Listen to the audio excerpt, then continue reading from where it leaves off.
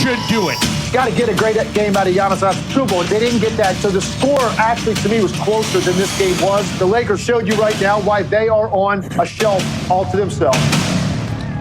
That's ESPN NBA analyst Tim Legler, and the numbers seem to back him up. Lakers 8-0 on the road facing the Bucks. People thought it might be a finals matchup last year. Maybe we get it this year. You kind of have more confidence in the purple and gold than the Bucks right now to get it done. And for more on what's going to be a huge sports weekend in Milwaukee throughout the state of Wisconsin, we welcome in our colleague Jen Latta, co-host of Jen, Gabe, and Chewy, 8 to 10 Eastern on 94.5 ESPN in Milwaukee. And of course, from College Game Day as well. All right, Jen, let's go right to the heart of the matter. What are people saying this morning? The Bucks, I know it's a regular season game. It was a litmus test against the King and the Lakers, but they come up short. What's the feeling this morning?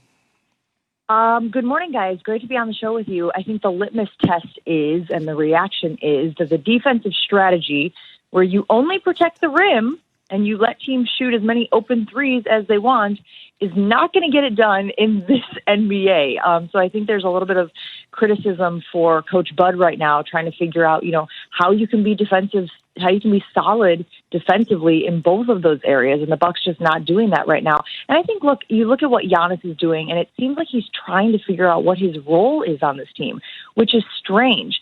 We know that he's been working on his outside shot. There were times where it seemed like he was not driving hard to the hole, which, again, if that's an offense that they're working on, great.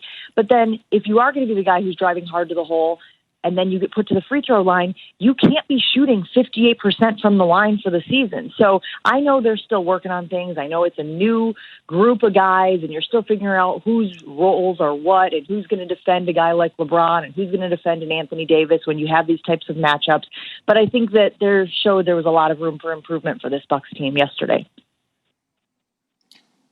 Jen, let's talk about strategy. I mean, the last 2 seasons, the best record overall in the NBA, and the same strategy was used against this team in the playoffs to stop them multiple times. Is this a make or break year for Coach Bud? I think that's fair, Jay. I think it's fair to say that they gave him a shot coming off of this season where they underperformed in the playoffs as well.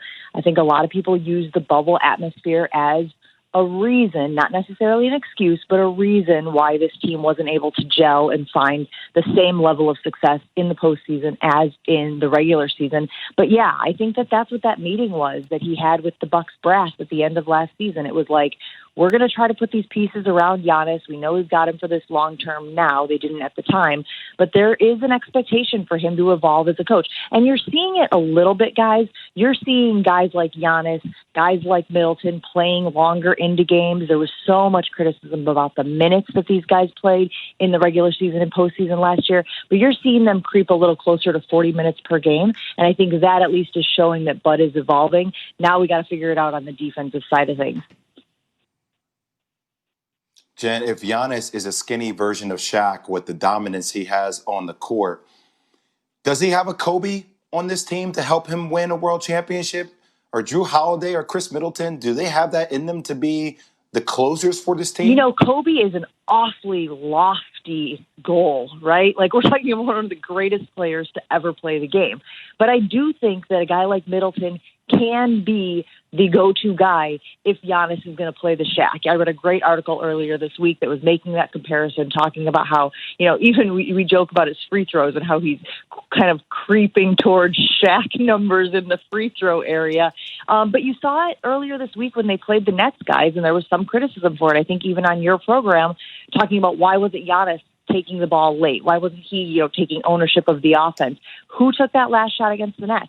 It was Chris Middleton from the outside. So I think that there is some thought there on this team that he could be the guy. And maybe Drew Holiday as well.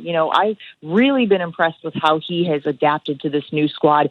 There are times, guys, when I'm watching this Bucks team that Drew Holiday looks like the most calm, smooth operator out there, which, again, is good for the Bucks, but you need the other guys to be there as well. Jen, forget about the Bucks. Let's talk about some real stuff, what Milwaukee really cares about right now, which is the Green Bay Packers. How excited is Milwaukee right now for the chances the Green Bay Packers could wind up in Tampa for the Super Bowl? Oh, they're incredibly excited. And look, a little bit of a damper yesterday as we learned that the former GM, Ted Thompson, passed away. So yesterday was kind of, after that was announced, spent honoring him, reflecting on, his fingerprints being all over this roster, right? I mean, most people know that his very first draft pick was Aaron Rodgers, who now has been there for 16 years and has them on the cusp of another Super Bowl appearance. But beyond that, a lot of excitement. The Eagles of Nick Sirianni, the Colts offensive coordinator, which Key will get into in just a moment, means